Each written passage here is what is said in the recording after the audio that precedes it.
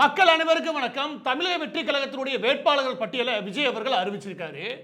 இந்த பட்டியலை பற்றி நீங்கள் என்ன நினைக்கிறீங்க அப்படின்னு ஒரு சில பேர் எனக்கு அனுப்பியிருந்தாங்க. அதற்காக தான் இந்த வீடியோ. இந்த பட்டியல் முழுமையாக 234 தொகுதியிலும் தன்னுடைய வேட்பாளர் அறிவிச்சிட்டார். அறிவிச்சது மட்டும் இல்லை, ஒரு படி மேலே போய் அவர் என்ன சொல்கிறார் அப்படின்னா, 234 தொகுதியிலுமே தமிழக வெற்றி கழகம் வெற்றி பெறணும். அந்த வெற்றி அது உலக சாதனையாக மாறணும். எனக்கு தெரிஞ்ச அதிமுக இப்படி பேச மாட்டாங்க, திமுகவும் இப்படி பேச மாட்டாங்க. 200 தொகுதிகள் மேலே வெற்றி பெறுவோம் அப்படின்னு சொல்லுவாங்க. அதில் ஒரு அடக்கம் இருக்குது, ஒரு தன்னம்பிக்கை இருக்குது. 234 வெற்றி பெற்று உலக சாதனை படைப்போம் அப்படின்னு சொல்லும்போதே நீங்கள் எல்லாம் கொஞ்சம் உஷாராயிருக்கணும். ஏன் அப்படி சொல்கிறேன் அப்படின்னா, இந்த வேட்பாளர் பட்டியலை பார்க்கும்போது எனக்கு என்ன தோணுச்சு அப்படின்னா, ஒரு படம் சத்யராஜ் வடிவேல் நினைக்கிறேன், கிரிக்கெட் டீமை ஃபார்ம் பண்ணுவாங்க. பிச்சைக்காரன், ரோட்டில் ஓடுறவன், டயர் ஓட்டுறவன், பொண்டாயிட்டு அடி வாங்குறவன், இவங்கெல்லாம் கூட்டி வந்து அது ஒரு குவாலிஃபிகேஷனை வச்சு ஒரு கிரிக்கெட் டீமை ஃபார்ம் பண்ணுவாங்களே, அந்த ஜோக்கு மாதிரி தான் இருக்குது இந்த வேட்பாளர் பட்டியல். கொஞ்சம் என்னன்னு நான் சொல்கிறேன் கேளுங்க, அப்போ தான் உங்களுக்கு கொஞ்சம் தெளிவு வரும். எனக்கு தெரிஞ்ச இதை வேட்பாளர் பட்டியல்னு சொல்லக்கூடாது, இந்த கட்சியவே மறுவாழ்வு மையம்னு வேணால் சொல்லலாம். ஏன்னு சொல்கிறீங்க கேளுங்க. முதலாவது, இந்த வேட்பாளர் பட்டியல் இருக்குல்ல, இதில் இருக்க சில பேருடைய அறிமுகத்தை சொல்கிறேன்.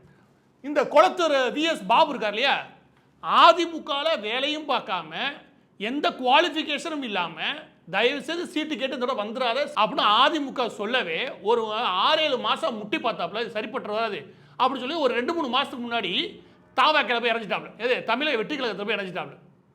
இந்த இருக்கு பாரு லால்குடி கூப்பா கிருஷ்ணன், அதே கேஸ் தான் ஜேசிடி பிரபாகர்லாம் சீட்டு நிச்சயம் கிடையாது. இதெல்லாம் அதிமுக 6 மாதத்துக்கு முன்னாடியே முடிவு பண்ணிருச்சு. அதிமுகவை பொறுத்த வரைக்கும் எடப்பாடி பழனிசாமி அவர்கள் ஒரு 4-8 பேரை பட்டியலிட்டு அந்த 8 பேர் பட்டியலிருந்து ஷார்ட் லிஸ்ட் பண்ணி மற்றவங்களாம் கொண்டு வராங்க. இதில் 6 மாதத்துக்கு முன்னாடி கழிச்சு கட்டப்பட்ட கேஸ் தான் இந்த கேஸ்லாம். இதில் இந்த கந்தரவகோட்டை சுப்பிரமணியம் இருக்கா பாரு, இருக்காரு பாருங்க. இந்த கந்தரவகோட்டை சுப்பிரமணியம்லாம் வாய்ப்பே கிடையாது. நீ தலைகீழாக நின்றா கூட சீட்டு கிடைக்காது. இதில் ஏடிஎம்கேல அப்படி கேஸாக பிடிச்சிட்டு வந்து குளத்தூரில் VS பாபு, அதுக்கப்புறம் லால்குடியில் கூப்பா கிருஷ்ணன், அதுக்கப்புறம் 1000 விளக்கு பகுதியில் ஜேசிடி பிரபாகர், அதுக்கப்புறம் கந்தரவகோட்டில் சுப்பிரமணியன், இது எதுவுமே வெற்றி பெற கிடையாது, எந்த வாய்ப்பும் இல்லாத கேஸ். நேற்று முந்தானேத்து 2 நாளைக்கு முன்னாடி 2 மாதத்துக்கு முன்னாடி உள்ளே சேரும்போது உங்களுக்கு என்ன தெரியணும் அப்படின்னா, இந்த வேட்பாளர்கள் ஏன் அங்கேருந்து இங்கே வராங்க, என்ன காரணத்தினால அவங்களுக்கு அங்கே சீட்டு மறுக்கப்படுது, இந்த ஆய்வாவது பண்ணணுமா இல்லையா? இங்கே பாருங்கள், போன வாரமாக 5 நாளைக்கு முன்னாடி நாங்குநேரி நாராயணனுக்கெல்லாம் தலையிலே இண்டால் சீட்டு கிடைக்காது. ஏன்னா இவங்கெல்லாம் எப்படின்னா, அதிமுகவில் எதனால் ஒழிச்சு கட்டப்படுற ஆளுங்க அப்படின்னா, கொடுத்த காசை கொண்டு போய் சேர்க்கறது இல்லை, களத்தில் அந்த நிர்வாகிகள்கிட்ட நல்ல பேர் வாங்குறது இல்லை, அதுக்குள்ளே எப்படியாவது அடுத்த கட்சியோட கூட்டு சேர்ந்துக்கிட்டு இந்த கட்சியை காலி பண்ணி அதில் லாபம் அடைகிறது. இந்த மாதிரி உட்குத்து வேலை இருக்கு இல்லையா, அரசியலுக்குள்ளே அரசியல் வேலை பார்க்குறாளுங்க.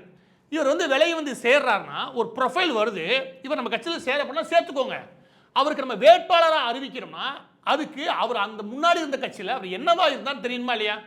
இந்த வால்பாறை ஸ்ரீதரன், ஜெயகொண்டம் கவிதா, செய்யார் தூசி மோகன் சீட்டு கிடைக்கலன்னா சீட்டு கண்டிப்பாக கிடையாது. அது தெளிவாக சொல்லிட்டாங்க அதிமுகவில். அது சொன்னதுக்கப்புறம் ஓகே நம்ம போய் அங்கே போய் சீட்டு வாங்கிடலாம் அப்படின்னு நகர்ந்துட்டான்னு வச்சுக்கோங்க. இதெல்லாம் பரவாயில்ல. இவர் யார் தெரியுதா? நிறைய பேருக்கு உங்களுக்கு ஒருவேளை விஜய் ரசிகர்கள் யார் பார்த்தா சொல்கிறீங்களுங்க, இவர் எம்ஜிஆர் காலத்தால் 90 வயசு வச்சுக்கோங்க. இவர் சும்மா இருக்க மாட்டாமல் ஒரு 2 வாரத்துக்கு முன்னாடி ஒரு கட்சி ஒன்று ஆரம்பிக்கிறார். யார்? பண்ருட்டி ராமச்சந்திரன் கட்சி ஒன்று ஆரம்பிக்கிறாரு, எம்ஜிஆர் அதிமுகன்னு. அந்த கட்சியில் ஒரு நிர்வாகி இருந்தார். சரி, இதில் போயிட்டு நம்ம விஜய் ஆரம்பிச்ச கட்சி போனால் சீட்டு தரேன்றாங்க, அந்த லட்சணத்தில் இருக்குது. இந்த கட்சியிலிருந்து வந்த ஆளுக்கு எதுக்கு தான் சீட்டு கொடுக்குறீங்க? காஞ்சிபுரத்தில் சீட்டு கொடுத்துருக்கேன், காஞ்சிபுரம் ரஞ்சித் குமார் சீட்டு அப்படின்னு அறிவிச்சாங்க. இந்த காஞ்சிபுரம் ரஞ்சித் குமார் எங்கேயும் கேள்விப்பட்டிருக்கேன், பண்ருட்டி கட்சியிலேருந்து வந்த ஆளியா, இந்த ஆளுக்கு என்ன சீட்டு கொடுக்குறீங்க? அந்த ஆளுக்கு சீட்டு. திருப்பத்தூர் திருப்பதியா? 2 நாளைக்கு முன்னாடி அவர் தான் இங்கே பிரச்சாரத்தில் இருந்தார் அதிமுகவில். அந்த பட்டியல் வந்ததில் அவர் இல்லை மட்டும் கிடையாது, பிரச்சாரத்திலே கிடையாது. அந்த ஆள் அது கூடுதல் தெரிஞ்சாப்ல. ஓகே, இது சரிப்பட்டு வராது, என்ன பண்ணலாம், நாங்கள் இருக்கோம்ல. ஒட்டுமொத்த பட்டியல் எப்படி இருக்குன்னா, நான் தெளிவாக சொல்லிக்கிறேங்க, அதிமுக திமுக 2 பேர் அறிவிக்கட்டும், அறிவிச்சு முடிச்சதுக்கப்புறம் நம்ம லாஸ்ட்டாக அறிவிப்போம் அப்படின்றது ஸ்ட்ராட்டஜிலாம் கிடையாது. ஆதவர்ஜனோட பிளான். அறிவிச்சு முடிச்சதுக்கப்புறம் மிச்சம்லாம் சீட்டு கிடைக்காம இருப்பாங்க இல்லையா, அவங்கெல்லாம் நம்ம கட்சியில் சேர்த்து நம்ம ஒரு கூட்டணி அமைச்சிடலாம் அப்படின்னு அமைக்கப்பட்ட மறுவாழ்வு மையம் தான் இது. அங்கேயே சீட்டு கிடைக்கலன்னா எதனால் சீட்டு கிடைக்கணும் யோசிக்க வேணாமா? அதில் ஒரு குவாலிஃபிகேஷன் இருந்து நீ ஒரு 4 பேருக்கு சீட்டு கொடுத்தா பரவாயில்ல, அங்கேருந்து வந்து எல்லா பேருக்கும் சீட்டு கொடுத்துருக்க, ஒரு நபர் கிடையாது. இங்கே பாருங்க, சேப்பாக்கம் இது வரைக்கும் இப்போ அதிமுக அது அதிகம் வச்சுக்கோங்க. சேப்பாக்கத்துல இருந்து டி செல்வம் காங்கிரஸ் கட்சியே ஒரு ஆவாத கட்சி, அந்த கட்சியிலேயே சீட்டு கொடுக்கலன்னு வச்சுக்கோங்க. அந்த ஆளை எந்த கட்சிக்குமே அரசியலுக்கே லாய்க்கலான்னு வச்சுக்கோங்க. அப்படி ஒரு ஆள், அந்த ஆளை கூட்டி வந்து எப்படி 3 நாளைக்கு முன்னாடி சேர்த்து சேப்பாக்கம் தொகுதியில் செல்வம் அப்படின்னு அறிவிக்கிறீங்க. அதுக்கப்புறம் சங்கராபுரம் ஜெகதீஷ் பாண்டியன், அது நம்ம சீமான் அவருடைய கட்சி. அதுக்கு திருவெரும்பூர் நாவல்பட்டு விஜய் ஒரு பிசினஸ் மேன் வச்சுக்கோங்க. அவர் திமுக இருந்த திமுகவில் மாநகராட்சி பொறுப்பு கூட கொடுக்க மாட்டேன் அந்த ஆளுக்கு, அந்த மாதிரி வச்சிருந்தானுங்க. அந்த ஆளை கூப்பிட்டு வச்சு ஒரு வாரத்துக்கு வந்து சேர்ந்தவரை அவருக்கு ஒரு எம்எல்ஏ இந்த அப்படிங்க வச்சுக்கோங்க. அதுக்கப்புறம் திருப்பூர் வடக்கு சத்யபாமா அதெல்லாம் முன்னாடியே வந்துருச்சு வச்சுக்கோங்க. இந்த கேஸில் வெற்றி பெற கிடையாது, எந்த வாய்ப்பும் கிடையாது. அப்போ அதனால சொல்கிறேன், எல்லா கட்சியும் அறிவிச்சதுக்கு அப்புறம் அந்த கட்சியிலேருந்து மிச்சம் மீதி யார் யார் கிடைக்கிறாங்களோ அவங்களாம் தூக்கி உள்ளே போட்டு அவங்கள வேட்பாளர் அறிவிக்கிறீங்கன்னா நீங்கள் ஆதரவு கூட வச்சுக்கோங்களேன், கட்சியில் கூட சேர்த்துக்கோங்க. அவங்களுக்கு உடனடியாக வேட்பாளர் உடனடியாக சீட்டு கொடுக்குறீங்கன்னா அப்போ ஓன்ட்ட எவனுமே சீட்டு கேட்கல, அந்த பகுதியில் யாருமே இல்லைன்னு அர்த்தம். உண்மையிலே சொல்கிறேன், இவருக்கு தகுந்த வேட்பாளர்கள் கிடைக்கவே இல்லை, கூட்டணி எதிர்பார்த்தா அது அமையவும் இல்லை. இந்த நிலைமையில் நம்ம என்ன பண்ணுறது? யாரை இந்த இடத்துல போடுறது? குறைஞ்சபட்சமா தனக்கு வேலை பார்த்த நபர்கள் இருப்பாங்களே, தன்னுடைய ரசிகர் மன்றத்துக்கு திராள் இருந்தாங்களே, அது கண்டிப்பாக எல்லா தொகுதியிலும் இருப்பாங்க. அவங்கள ஒருத்தர் கூட கொண்டு போட்டால் கூட ஒரு உருப்படியாக உங்களுக்கு லாயலாக இருந்து வேலையாக பார்ப்பான் கடை. ஆனால் இவர் போட்டிருக்கிறது எல்லாம் தான் ரொம்ப புத்திசாலி நினச்சிக்கிட்டு எல்லாத்தையும் ஆதவ அர்ஜுனாட கொடுக்க, ஆதவ அர்ஜுனா தன்னுடைய தோழியோட உட்காந்து ஈஸியாக ஷார்ட்லிஸ்ட் பண்ணி முடிச்சிட்டான். இது ஒரு ஸ்ட்ராட்டஜி மாதிரி அவன் பண்ணி கொடுத்துருக்கான். இந்த ஆள் வந்து ஒப்பிச்சுட்டு போயிட்டாரு. இதெல்லாம் அவர் கவனிக்கிறாரா எனக்கு புரியவே கிடையாது. எப்படா அடுத்த கட்சியிலேருந்து வந்து எல்லாத்துக்குமே கொடுக்குறீங்க? அது எத்தனை நினைக்கிறீங்க? அதிமுகலேருந்து வந்த துரத்தி விடப்பட்ட நபர்கள் இருப்பாங்களே, சீட்டும் கிடையாது ஒன்றும் கிடையாது ஓடிப்போம் அப்படின்னு, அந்த சீட்டு கிடைக்காத நபர்கள் ஏற்கனவே 23க்கு மேலே. அதற்கு முன்னாடி நம்ம கோபச்செட்டி பாலத்திலேருந்து செங்கோட்டையன் சேர்ந்தாருல, அவரோட வந்த ஒரு கோஷ்டி இருக்குது. மொத்தம் 32 பேர் அதிமுகலேருந்து வந்தவங்க. அது எல்லா பேருமே அதிமுகலேருந்து முன்பே வந்து சேர்ந்தவங்க கிடையாது. 20க்கும் மேற்பட்டோர் சீட்டும் கிடையாது ஒன்றும் கிடையாது ஓடி போஞ்சாங்களே. இருக்கவே இருக்கு, நீ சீட்டு தரலைன்னா என்னையா, எங்களுக்கு இருக்கவே இருக்கு விஜய் கட்சி, நாங்கள் போய் அங்கே போய் நிற்கிறோம் அப்படி வந்து சேர்ந்த எல்லாத்துக்கும் சீட்டு கிடைச்சிருச்சு. 9 பேர் திமுகலேருந்து வந்திருக்காங்க. பிற கட்சியிலேருந்து இருக்கு இல்லையா, பிற கட்சியிலேருந்து வந்தவங்க சுமார் 21 பேர். இந்த கணக்கு மட்டும் சுமார் 60க்கும் மேற்பட்ட தொகுதிகளில் விஜயுடைய ரசிகர்களுக்கோ, இல்லாட்டி அவர் விஜய் கட்சி ஆரம்பிச்சதுக்கு அப்புறம் வந்து சேர்ந்து ஏறக்குறைய 2 வருஷம் உழைச்சவங்களுக்கோ, இல்லாட்டி ஆரம்பத்திலேருந்து அவர் பக்கத்தில் பக்கபலமாக நின்றவர்களுக்கோ கிடையாது. அவர் எப்படி கொடுத்துருக்காரு அப்படின்னா, எவன் மேலே வந்து சேர்றியோ, வேற கட்சியிலேருந்து வந்துட்டியா உனக்கு தகுதி இந்த அப்படி சீட்டு பிடிச்சி கொண்டு போய் ஓட்டு வாங்க ஓடு அப்படின்னு சொல்லி எல்லா பதவிக்கும் சீட்டு கொடுத்துருக்காரு. அப்போ இதுலேயே அவருடைய பக்குவம் என்னன்னு புரியுதா? இந்த லட்சணத்தில் தான் அவர் இருக்காரு. இந்த பாருங்க, நான் உங்களுக்கு சொல்றீங்க, இந்த விஜய் அவர்களுக்கு இப்படியான வேட்பாளர் தேர்வு செய்யும் போது நமக்கு என்ன புரியுது அப்படின்னா, அவருக்கு பெரிய ஆர்வம்லாம் இல்லை. அதில் அவர் ஆரம்பிச்சிடும் முடிக்கிறோம் அப்படின்னு தேர்தல் நடத்திக்கிட்டு இருக்காரு. அதனால தான் அவர் 20 நாள் மட்டுமே தேர்தலுக்கு வராரு பிரச்சாரத்துக்கு. அவருக்கே அது முடிவு தெரிஞ்சு போச்சு. அதனால ஓவர் கான்ஃபிடென்ட் 234 வெற்றி பெறுவோன்னு சும்மா அடிச்சு விட்றாப்புல. இப்போ நீங்கள் சொல்லுங்களேன், ஒரு நபரை அதிமுகவோ திமுகவோ எந்த நேரத்தில் இவனுக்கு சீட்டு கொடுக்கக்கூடாது முடிவு பண்ணும்? முதலாவது காரணம், நீ அவன் என்ன பிரச்சனை வேணா பண்ணிட்டு போறான், பெரிய ரவுடியா தாதாவை யாரா வேணாட்டு போறான், ஆனால் எப்போ சீட்டு கொடுக்க மாட்டான் தெரியுமா?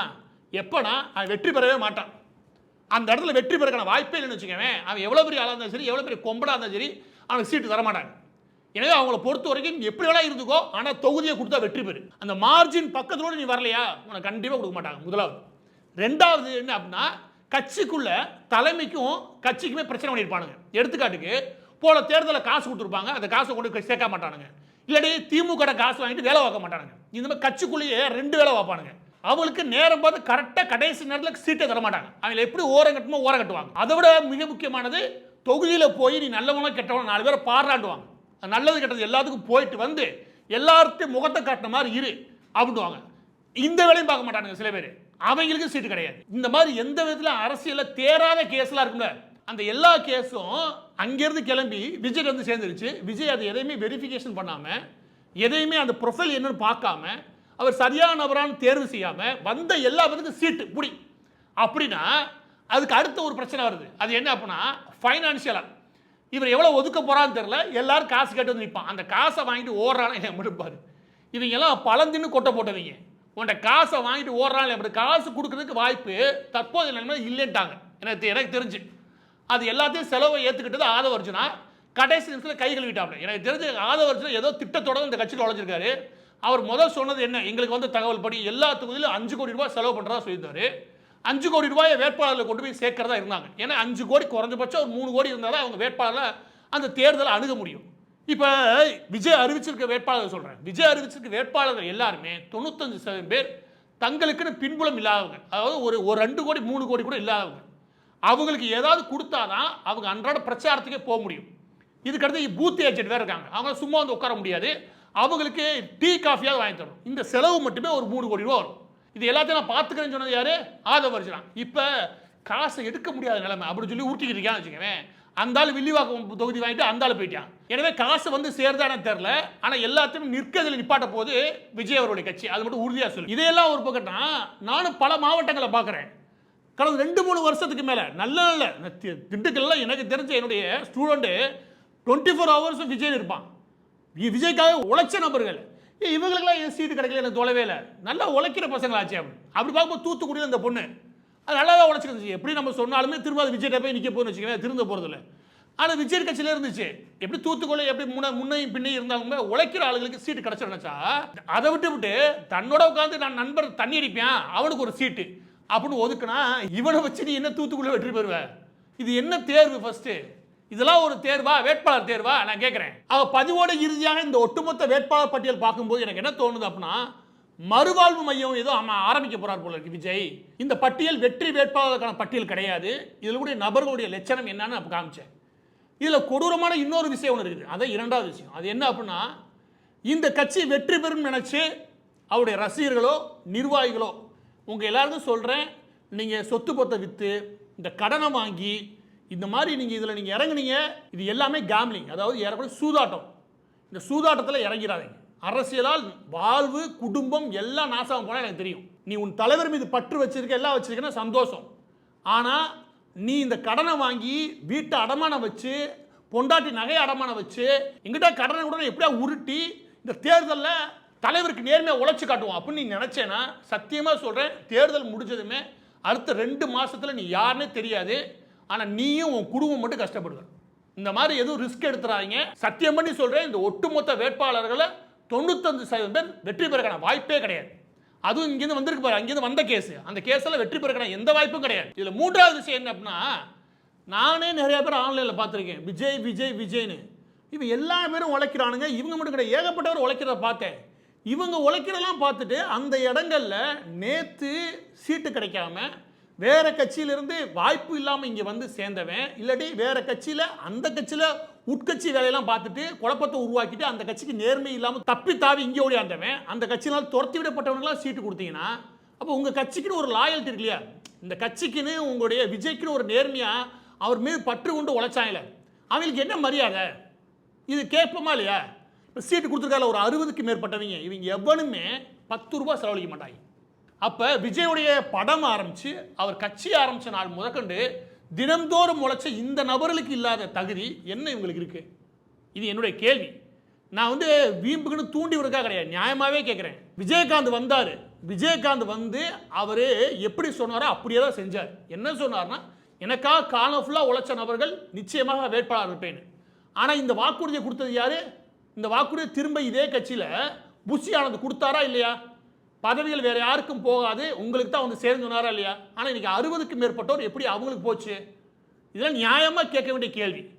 கடைசி அவனு சொல்கிறேன், புஷி ஆனந்த், விஜய், அதுக்கப்புறம் ஆதவ் அர்ஜுனா, இப்படின்னு எல்லா பேரும் சென்னைக்குள்ள நின்றாச்சு. இது இன்னொரு தப்பு. எல்லாம் பிரித்து விட்டு ஆளுக்கு ஒரு தொகுதி போட்டு போ, ஆளுக்கு ஒரு மாவட்டத்துக்கு போனேன்னு வச்சுக்கோங்க. அங்கே இப்போ தான் கட்சி முதல் தேர்தலை சந்திக்குது. புஷி ஆனந்தா நீ விழுப்புரம் போ அப்படின்னு சொல்லி அனுப்பிட்டு, ஆதவர்ஜா நீ திருச்சிக்கு போ, இப்படி அவனுக்கு பழக்கப்பட்ட தொகுதின்னு இருக்கும்ல, அங்கே அனுப்பி விட்டுருச்சுன்னு வச்சுக்கோங்க. அங்கே உட்காந்து வேலை பார்த்தாங்கன்னா அந்தந்த மாவட்டத்துக்கான வேலை நடக்கும். எல்லா பேரும் வசதியாக சென்னைக்குள்ளே சீட்டை வாங்கிட்டு உட்காந்தா அப்போ இந்த பிள்ளைகளுக்கு யார் வழிகாட்டுறது? எனவே இந்த விஜய் அவர்களுக்கு இந்த ஒட்டுமொத்த வேட்பாளர் பட்டியல் இருக்கு இல்லையா, இதை தேர்வு செஞ்சதில் அவருக்கு யார் ஐடியா கொடுத்தான்னு தெரியல, ஆனால் நிச்சயமாக அவருக்கு ஐடியா இல்லை. அவர் யாரை கையில் கொடுத்துருக்காங்க அதை எடுத்து வாட்சிக்கிட்டு தெரியுறாரு, சொகுசாக தெரியுறாரு. எனவே விஜய் ரசிகர் கொஞ்சம் உஷாராக இருந்துக்கோ, வேட்பாளர் அறிவிக்கப்பட்டிருக்கவே இன்னும் உஷாராக இருந்துக்கோ. அவங்க வீட்டில் இருக்கிற மனைவி, அதுக்கப்புறம் தாய் தந்தையினர் இன்னும் உஷாராக இருங்க, எதை கடன் வாங்கிறாங்க. கடைசியாக நான் மக்களுக்கு சொல்கிறது என்ன அப்படின்னா, இந்த கட்சியினால, இந்த கட்சி அறிவிச்சிருக்க வேட்பாளர்னால 1% கூட ஆளும் திமுக அரசு இல்லையா, அதை தோல்வி அடைய செய்ய முடியாது. இவங்களால வெட்டியாக ஓட்டு பிரிய போகிறதா மிச்சம்.